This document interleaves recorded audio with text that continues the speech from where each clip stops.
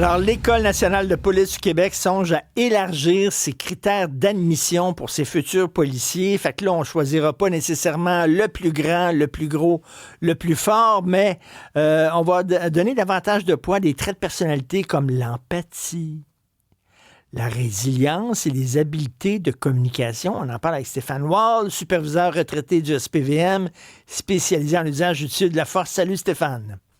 Bonsoir ou bonjour Richard. Ça fait déjà un bon bout de temps quand même là, qu'on disait là, on veut pas nécessairement des grands puis des gros comme policiers, mais on veut des gens qui aient d'autres qualités. C'est pas nouveau ça, Stéphane.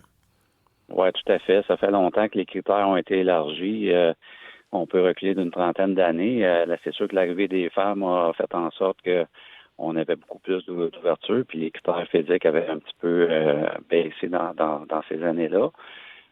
Puis avec les années qui ont passé, ben là, on a eu différentes mentalités qui ont évolué, qui ont changé. Puis les critères, ben c'est quelque chose qui bouge à travers le temps, là, effectivement. Cela dit, quand ça brasse, quand il y a des manifestations, ça brasse, des émeutiers, etc., tu sais, veux dire, la petite police là, qui fait 72 livres mouillés, là, c'est une bonne idée, ça? Ben, je vais dire vraiment comment je l'ai vécu par mon expérience. J'ai travaillé souvent avec des policières, puis je m'en suis toujours bien tiré, j'ai toujours bien travaillé avec les policières. Puis là, il y a beaucoup de policières qui ont un petit côté tigresse, je dirais. Donc, ils s'en laissent pas imposer facilement. Ils ont du caractère. Puis, je te dirais que globalement, à part certaines filles, bien entendu, ils sont capables quand même de tenir leur bout. C'est sûr qu'ils n'ont pas la force physique. La majorité des filles n'ont pas la force physique des gars.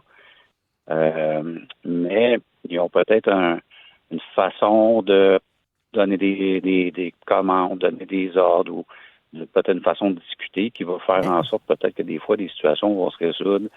Peut-être ça va prendre un peu plus de temps, mais globalement, je pense que c'est un apport quand même essentiel au service du policier. Il y a une minorité de policiers, bien entendu, que c'est un peu plus difficile.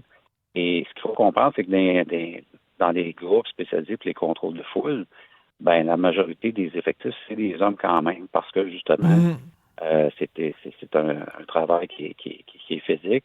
La même chose au niveau du groupe tactique d'intervention, le GTI, le SWAT, qui font des interventions armées. Ben, c'est très difficile aussi pour les filles de se faire une place là, à ce niveau-là. Mais Stéphane, corrige-moi si je me trompe, Stéphane, mais je pense que la job de policier a aussi peut-être changé. Hein? C'est-à-dire que vous êtes maintenant, des fois, quasiment des travailleurs sociaux. Vous devez dealer avec des gens qui sont perdus, des toxicomanes, des sans-abri, etc. Puis c'est peut-être ça le gros de votre job maintenant, pas tellement faire des fiers à bras, est-ce que je me trompe? Ben, je pense que les deux existent, là, que c'est deux réalités qui coexistent. La police va toujours rester la police. Il y a toujours des jobs, en guillemets, de bras à faire parce qu'on a des individus violents à contrôler. Puis, oui, il y a plus de pronostics santé mentale, mais quand ces gens-là sont en psychose, sont en crise, ben il faut les contrôler. Il faut trouver une façon de travailler en équipe puis de faire un annonceur exemple. Donc, ça va toujours exister, ces deux côtés-là. Mais oui, il y a une recrudescence. Puis si on revient un peu sur l'article qui est sorti, puis l'étude de l'École nationale de la police du Québec, on peut pas être en désaccord avec le fait que on veut des policiers qui ont un meilleur savoir-être, qui ont plus de résilience. Et il y a une réalité sur le terrain actuelle avec certains jeunes, c'est que, puis on a déjà parlé dans d'autres contextes, mais les jeunes sont un peu plus élevés dans la ouate. Cette génération-là. Et quand tu deviens policier, ben tu vas voir des choses, tu vas voir les pires côtés de l'être humain. Donc, tu vas avoir dans ta carrière plusieurs chocs consécutifs.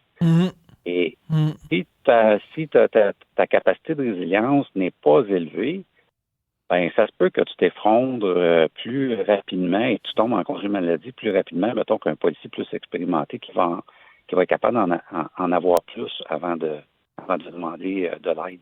Mais tu as raison. Donc, tu sais, on le voit aussi, il y a beaucoup de jeunes qui souffrent d'angoisse, ils sont plus sensibles aussi. Tu sais, donc, ils ont été élevés souvent dans une carapace, tu sais, dans de la ouate, comme tu dis. Quand ils arrivent, t'es lâche-lousse dans la rue de Montréal, là, ils sont mieux d'être faits forts parce qu'ils vont avoir des affaires. Oui, donc ça, moi, je peux pas être en désaccord le fait que ça prend du monde plus résilient. qui sont capables d'affronter des différentes épreuves, qui ont une force de caractère incroyable. Ce que je trouve un petit peu, peut-être que c'est caché, là, que ça ne fait pas partie de l'article en tant que tel, mais il y a un autre aspect qui devrait être évalué pour les policiers, pour la sélection, c'est la capacité de prendre des décisions et d'être capable, là, devant une situation à haut risque, d'analyser rapidement puis de prendre la meilleure décision possible. Puis ça, moi, les gens que je connais, là, je parle aux gens au service de police de Montréal, il y a certains jeunes policiers qui arrivent au service de police de Montréal, au SPVM, puis on se demande comment ça se fait qu'ils ont réussi à passer l'École nationale de police du Québec parce qu'ils sont pas capables de prendre des décisions dans des situations à haut risque. Ça, c'est une minorité. Je parle pas de la majorité, là, mais il y a certains aspirants policiers qui réussissent à passer à travers le parcours et que d'autres policiers se disent, mon Dieu, si je suis mal pris, est-ce que vraiment je vais être capable de me fier sur lui ou sur elle? Ça, il faut faire attention parce que là, quand on arrive dans des situations comme ça, là, on parle de nivellement par le bas.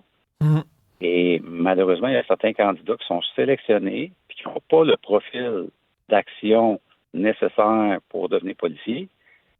Puis ça peut être nocif, soit pour d'autres policiers, soit pour le public. Les autres policiers ne doivent pas se sentir en sécurité quand leur partenaire est comme ça. Merci beaucoup, Stéphane Ward. Toujours un plaisir de te parler, superviseur retraité du SPVM. Merci, salut. Merci, Richard.